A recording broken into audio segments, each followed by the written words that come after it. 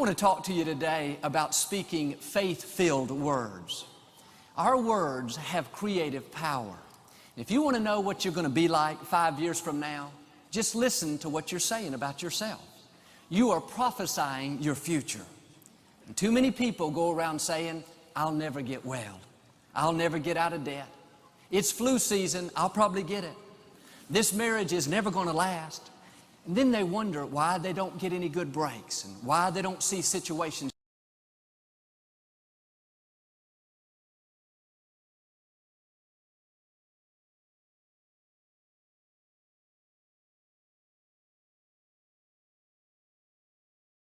I believe that this is one of the most important things that we can teach people, that their thoughts are extremely powerful. And not only that their thoughts are powerful, but your thoughts actually turn into your life in the future. I'm sure we've heard the saying, well, it's all in your mind. Well, to be honest, a lot of our successes, our victories, are all in our mind. That's where they start. You can think yourself into a mess. You can think yourself into a place of victory. One of the reasons why people buy so many resources in the mind is because it's one of the hardest areas in our life to get under control and to keep under control.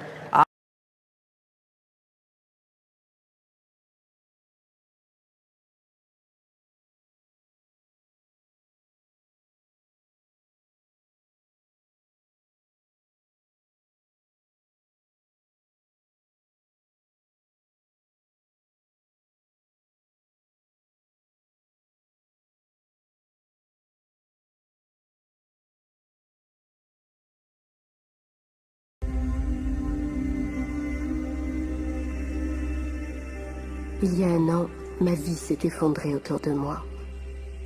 J'avais travaillé jusqu'à l'épuisement. Mon père était mort soudainement. Et mes relations affectives étaient sans dessus-dessous.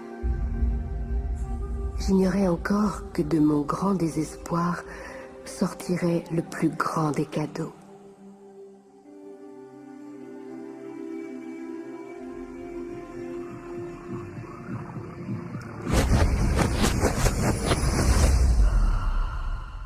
Il m'a été donné d'entrevoir un grand secret.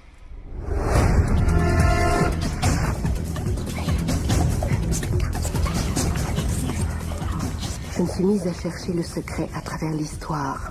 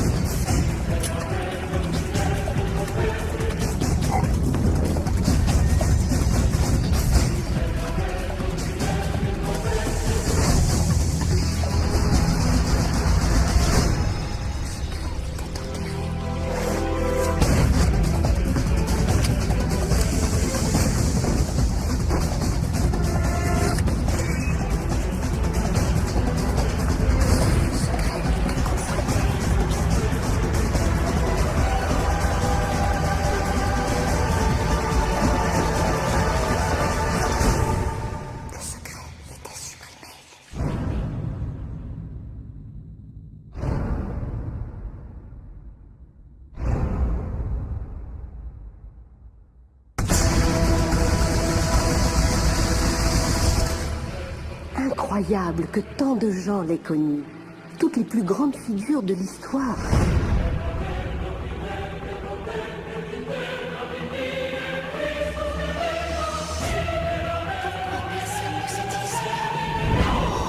Je voulais partager le secret avec le reste du monde. Je me suis mise à chercher qui de nos contemporains connaissait le secret. Un par un, ils me sont apparus.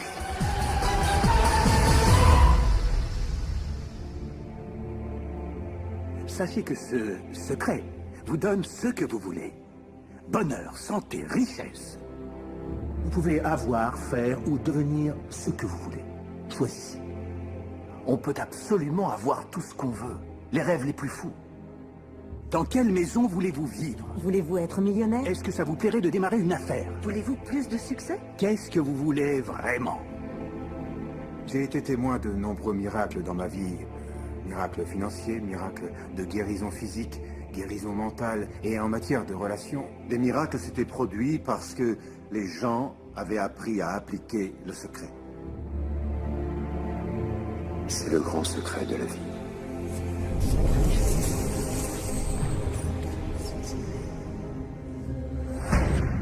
Le secret est la réponse à tout ce qui a été, tout ce qui est et tout ce qui sera.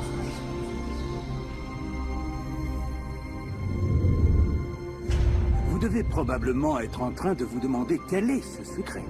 Je vais vous dire comment je me le représente. Nous agissons tous en fonction d'un pouvoir infini.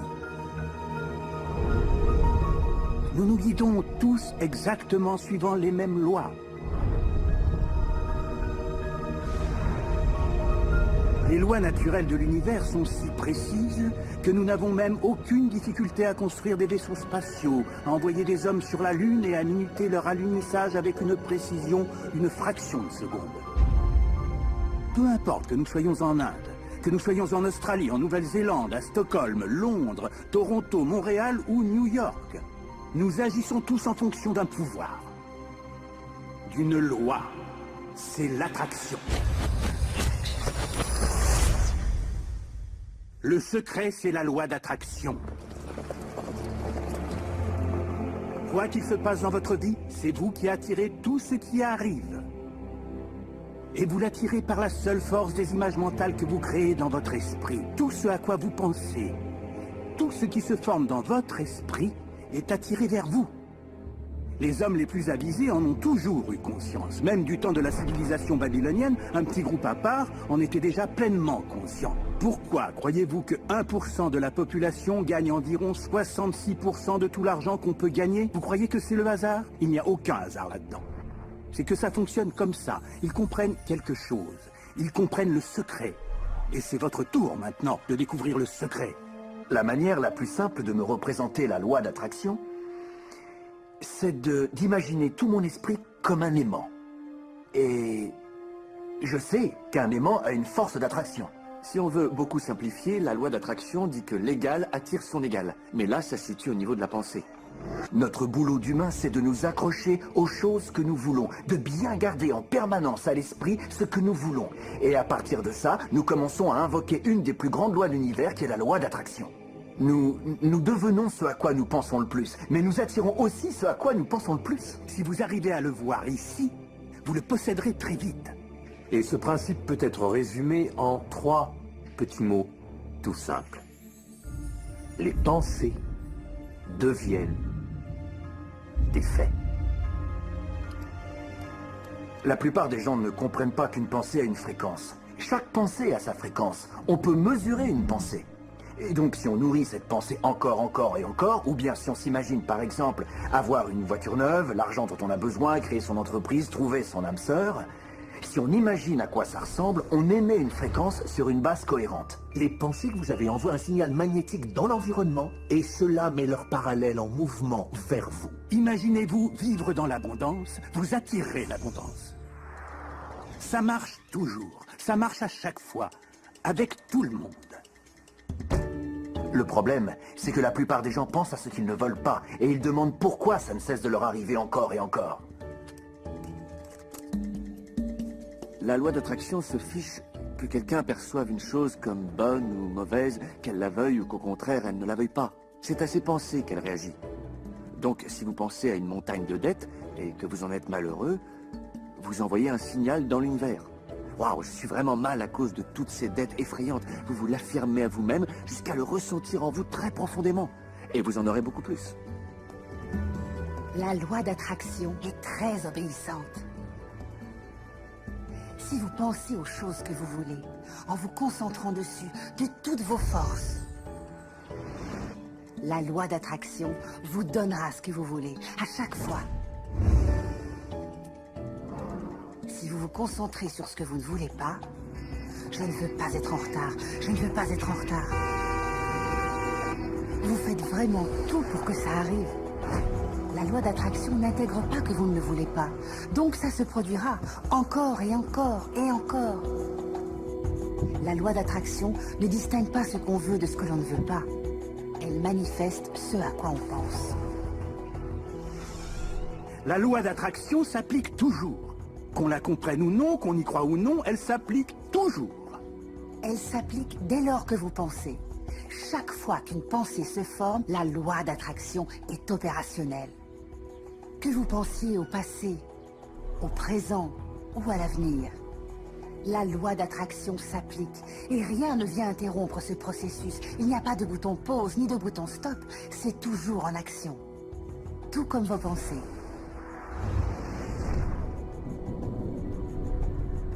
La création est en perpétuel devenir.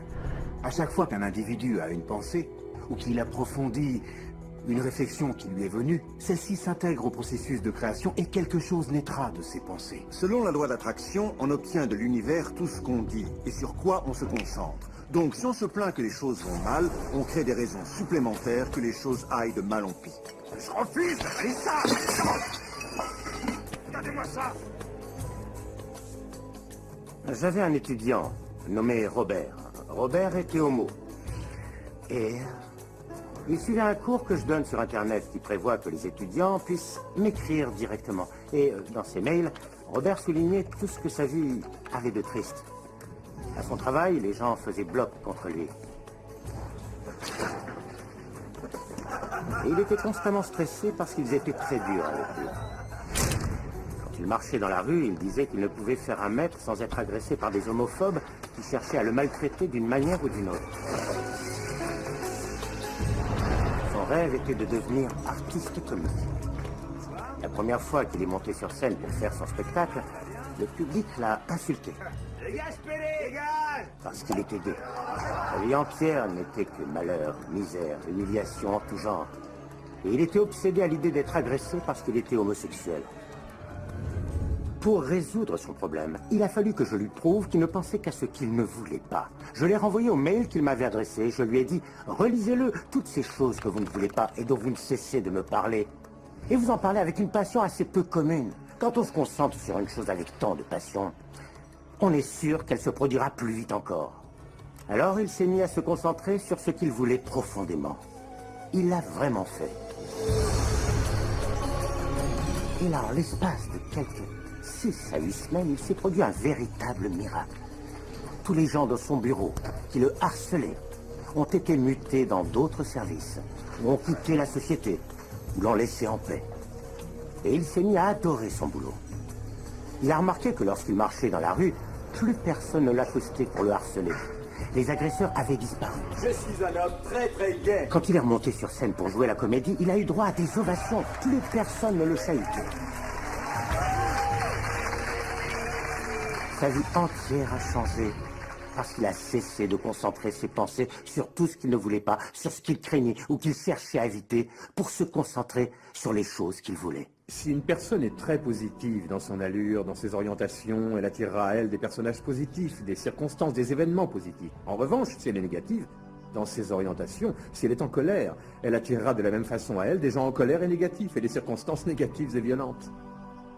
On finit par attirer à soi ce que véhiculent les pensées prédominantes qui occupent notre conscience, qu'elles soient d'origine consciente ou d'origine inconsciente. C'est tout le problème. Si on regarde attentivement le principe du secret, le pouvoir de l'esprit, le pouvoir de nos intentions dans la vie de chaque jour, il est tout autour de nous. En réalité, il suffit d'ouvrir les yeux et de regarder. La loi d'attraction s'exerce partout. On attire tout à soi. Les gens, le travail, les événements, la santé, la richesse, les dettes, la joie, la voiture qu'on conduit, le groupe auquel on appartient. On les attire tout simplement, tel un aimant. Ce qu'on pense, on le produit. Notre vie est une manifestation physique des pensées qui circulent dans notre tête. Je ne vous parle pas de ces choses comme s'il ne s'agissait que de vœux à exaucer ou d'imagination en délire. Je parle d'une compréhension plus profonde et fondamentale. La physique quantique commence vraiment à confirmer cette découverte. Elle dit qu'il ne peut y avoir un univers sans un esprit qui y intervient, et que c'est précisément l'esprit qui donne forme à ce qui est perçu. Ce qu'on ne comprend pas ne doit pas être rejeté pour autant. Vous ne comprenez sans doute pas ce qu'est l'électricité. D'abord, personne ne sait vraiment ce qu'est l'électricité, mais on profite de ses bienfaits chaque jour. Savez-vous comment ça marche? Moi, j'ignore comment ça marche. Mais il y a une chose que je sais. C'est qu'on peut cuire le repas de quelqu'un avec l'électricité. Et que c'est aussi une peine de mort. Souvent, quand ils commencent à comprendre le grand secret, les gens se mettent à avoir peur. Peur de toutes les pensées négatives qu'ils ont. Il y a deux choses qu'il faut savoir. La première, c'est qu'il est prouvé de façon scientifique qu'une pensée à valeur positive est des centaines de fois plus puissante qu'une pensée négative. Voilà qui enlève déjà quelques inquiétudes. La seconde chose, c'est que grâce à Dieu, tout prend du temps. Toutes les pensées ne se concrétisent pas instantanément. Sinon, on aurait des problèmes. Ce délai est un atout. Il vous laisse le temps de reconsidérer ce que vous voulez vraiment et peut-être de mieux choisir. Vous devez donc devenir attentif à vos pensées et vous devez choisir vos pensées très soigneusement et prendre plaisir à faire ça. Parce que vous êtes le matériau de votre chef-d'œuvre. Vous êtes le Michel-Ange de votre propre vie. Le David que vous sculptez, c'est vous. Et vous le sculptez avec vos pensées. Les leaders du passé qui connaissaient le secret voulaient garder le pouvoir sans le partager. Aussi, ils maintenaient les gens dans l'ignorance du secret. Les gens allaient travailler, faisaient leur boulot, rentraient chez eux. Ils avançaient sans avancer, privés de tout pouvoir parce que le secret était jalousement gardé par quelques-uns. Nous vivons dans un univers régi par des lois. Comme pour la loi de la gravité, si vous tombez d'un balcon, que vous soyez quelqu'un de bien ou de pas bien, vous vous écraserez. Toutes les choses, tout ce qui vous entoure aujourd'hui dans votre vie, y compris les choses dont vous vous plaignez, vous les avez attirées. Il est clair que, de prime abord, c'est quelque chose qui n'est pas très agréable à entendre. Vous allez me répondre, je n'ai pas attiré l'accident de voiture, je n'ai pas particulièrement attiré ce client-là, je n'ai pas particulièrement attiré cette dette, je n'ai pas attiré tous ces ennuis qui me donnent matière à me plaindre. Vous me pardonnerez, mais je dois vous le dire en face. Je dois vous dire, si, vous les avez attirés. Il est très difficile d'intégrer ce genre de concept révolutionnaire. Mais une fois qu'on l'a accepté, c'est notre vie qui en est transformée. Ça fait partie des composantes globales du grand secret. L'attraction marche souvent par défaut. Nous pensons que nous n'avons aucun contrôle sur rien. Nos pensées, nos sentiments sont en pilotage automatique. Et donc, tout ce qui nous arrive par défaut. J'imagine que certaines personnes, en entendant cela, vont s'empresser de dire « Quoi, je vais devoir maîtriser mes pensées? Ça va être un sacré boulot !» Ça, c'est l'impression qu'on a au début. Mais c'est là que ça devient marrant. Il est impossible de maîtriser toutes les pensées que nous avons. Les chercheurs disent que nous avons 60 000 pensées par jour. Imaginez notre épuisement si nous essayions de les contrôler toutes. Heureusement, il y a une solution plus facile. Nos sentiments. Nos sentiments nous permettent de savoir à quoi nous pensons. Ainsi, vos pensées provoquent vos sentiments. Les émotions sont cet incroyable don qui nous permet de savoir à quoi nous pensons. Prenez vos sentiments. Vous en avez de bons et de mauvais. Et vous les distinguez parce que les uns vous font vous sentir bien et les autres vous sentir mal. Prenez la dépression, la culpabilité, le ressentiment ou la colère. Ces sentiments-là ne donnent pas une impression de puissance, ce sont les mauvais sentiments. À un autre niveau, ça s'appelle la mauvaise fréquence, ou les mauvaises vibrations, c'est une autre façon de le dire. De l'autre côté, vous avez les bonnes émotions, les bons sentiments. Et on les reconnaît car ils font qu'on se sent bien. L'enthousiasme, la joie, la gratitude, l'amour. Imaginez qu'on puisse ressentir ça tous les jours. En célébrant les bons sentiments, on s'attire en retour plus de bons sentiments et de choses qui procurent du bien-être. C'est donc tout simple.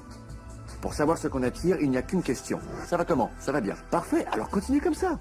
En fait, nos sentiments sont un rétromécanisme qui nous sert à savoir si nous sommes sur la bonne voie ou pas, si nous avançons ou faisons fausse route.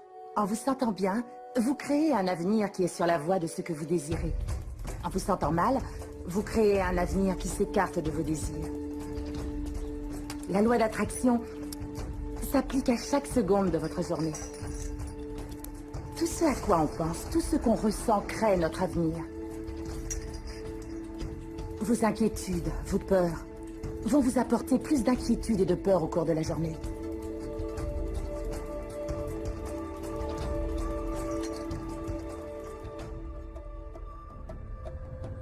Tout ce que vous pensez et ressentez aujourd'hui crée votre avenir. Et vous recevez exactement suivant vos sentiments, pas tant en fonction de ce que vous pouvez penser. C'est pour ça que les gens qui se lèvent du mauvais pied se mettent à partir en vrille.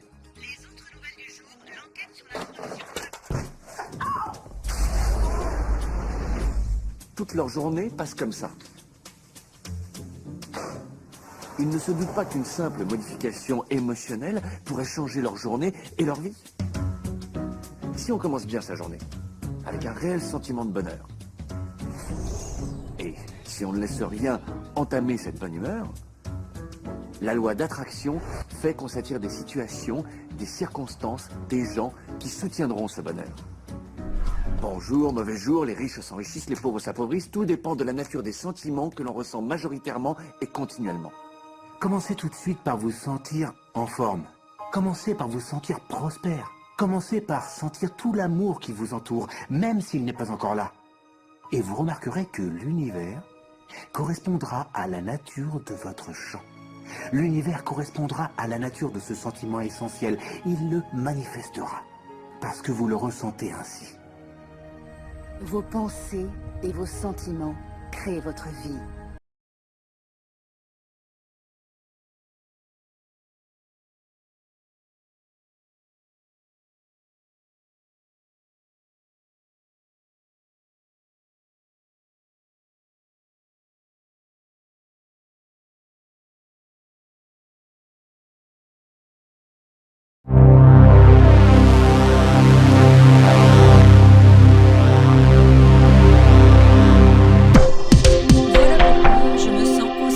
Abonnez-vous et cliquez aussi sur la petite cloche de notification pour ne rien rater de nos prochaines vidéos.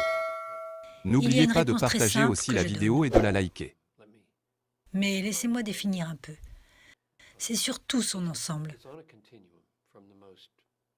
Du plus radical au plus doux et léger. Le plus radical serait essentiellement de dire « Dieu vous veut riche ». Et vous devriez par la foi obtenir toute la richesse par la foi. La justification qui vous est donnée ne peut vraiment s'accomplir dans la vie sans argent. Et alors, allez-y. Ou une autre raison pourrait être que les enfants du royaume ne peuvent pas porter de vêtements en lambeaux. Ils doivent forcément être habillés comme le roi. Alors que la vérité serait simplement d'être plus prudent et de ne pas dire ces choses grossières concernant la richesse, de minimiser le péché, de minimiser la douleur et surtout de parler des bonnes choses qui vous arriveront si vous suivez le Seigneur. Alors pourquoi cet évangile est abominable? Je pense que c'est un autre évangile. Et la première raison serait simplement d'aller directement dans la Bible et de voir ce que Paul dit concernant ceux qui veulent être riches et qui semblent être justes. Il dit dans 1 Timothée, chapitre 6, versets 6 à 10, « C'est en effet une grande source de gain que la piété avec le contentement, car nous n'avons rien emporté dans le monde, et il est évident que nous n'en pouvons rien emporter. Si donc nous avons la nourriture et le vêtement, cela nous suffira. Mais ceux qui veulent s'enrichir tombent dans la tentation, dans le piège et dans beaucoup de désirs insensés et pernicieux qui plongent les hommes dans la ruine et la perdition. car l'amour de l'argent est une racine de tous les maux. Et quelques-uns en étant possédés se sont égarés loin de la foi et se sont jetés eux-mêmes dans bien des tourments.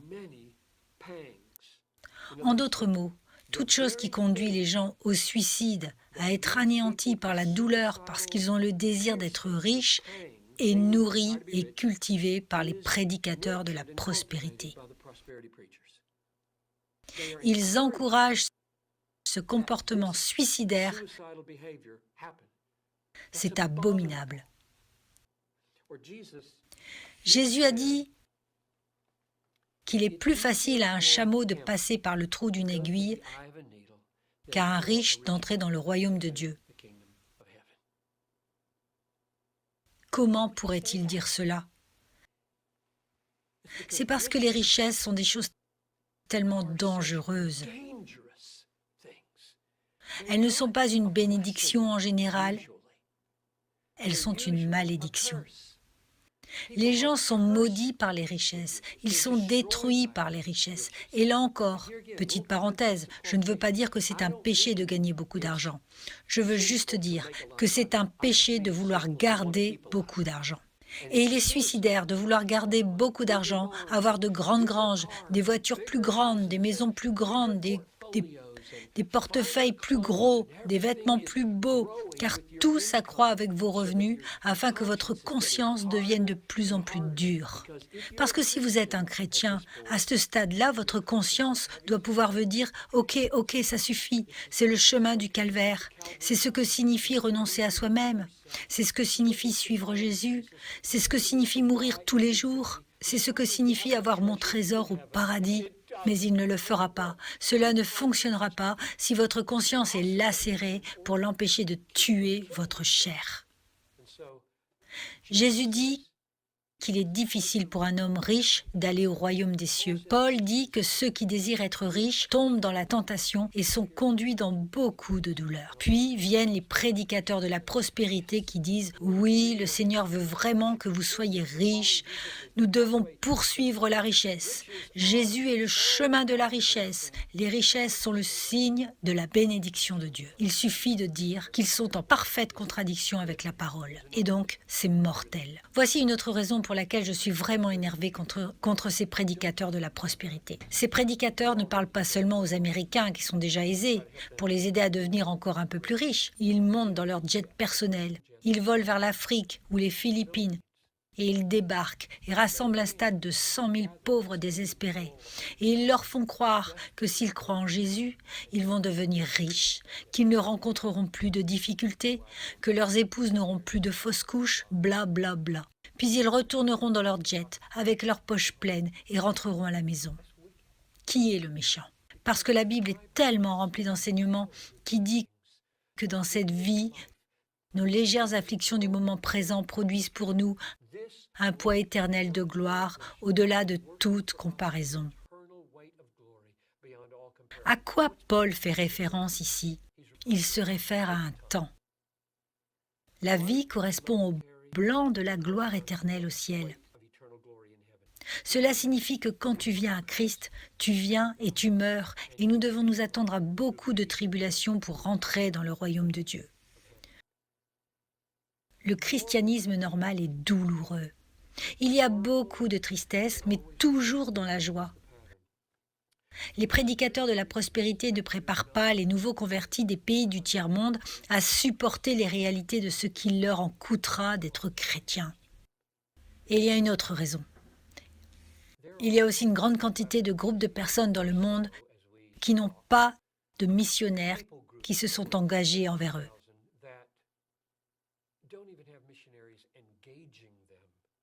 Tous ces gens sont sans espoir. La plupart de ces groupes de personnes sont dans des endroits très dangereux, ce qui signifie que si vous y allez, vos enfants pourraient soit tomber malades ou mourir. Votre femme pourrait être capturée et violée, ou votre famille pourrait être massacrée et tuée. Donc, peuvent-ils y aller? Nous devons y aller. Jésus a dit de faire des disciples de chaque groupe de personnes, non juste là où c'est plus facile, pas seulement là où c'est confortable. Qui va y aller? Le produit des prédicateurs de la prospérité? Je ne pense pas. Les gens qui vont aller sont les gens qui ont appris que suivre Christ est de souffrir, mais que c'est bref. Seulement 80 ans et ensuite vient le ciel. C'est ce que je lisais ce matin dans le premier paragraphe du chapitre 21 de l'Apocalypse. Et j'ai vu un nouveau ciel et une nouvelle terre, puis l'ancien ciel et l'ancienne terre avaient disparu, et la mer n'était plus. Et j'ai vu la nouvelle Jérusalem descendre, comme une mariée paraît pour son mari, et il habitera avec nous, et nous serons son peuple, et il sera notre Dieu. Et chaque larme sera essuyée, et il n'y aura plus de douleur. Les choses anciennes seront passées. C'est ce qui va arriver. Le problème biblique essentiel, peut-être que c'est une exagération, l'un des problèmes bibliques essentiels avec l'évangile de prospérité est que c'est une autre eschatologie. Mais en réalité, des choses glorieuses nous sont promises. Nous allons posséder le monde, nous allons juger les anges. Paul a utilisé cet argument en premier dans 1 Corinthiens 3.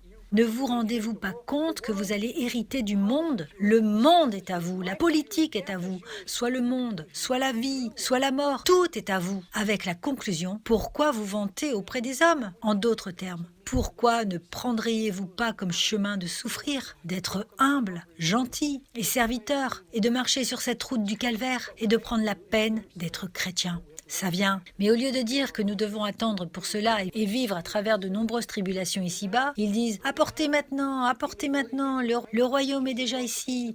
Jésus a apporté le royaume. » Et c'est le chevauchement de ces deux âges. Ils ne comprennent pas. Le nouvel âge est un bel âge. Et il y a des guérisons qui se sont produites dans ce monde. Je ne le nie pas. Je ne fais juste que dire violemment que tout le monde ne sera pas guéri.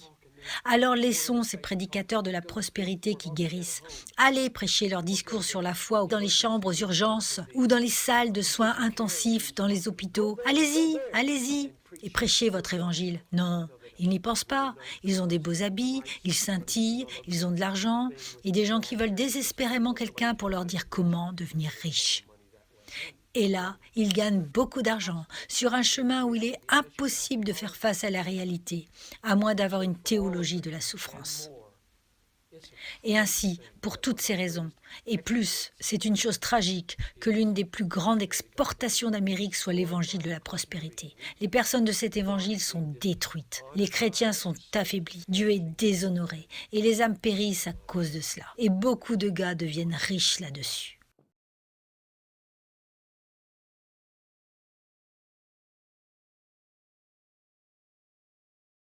Abonnez-vous et cliquez aussi sur la petite cloche de notification pour ne rien rater de nos prochaines vidéos.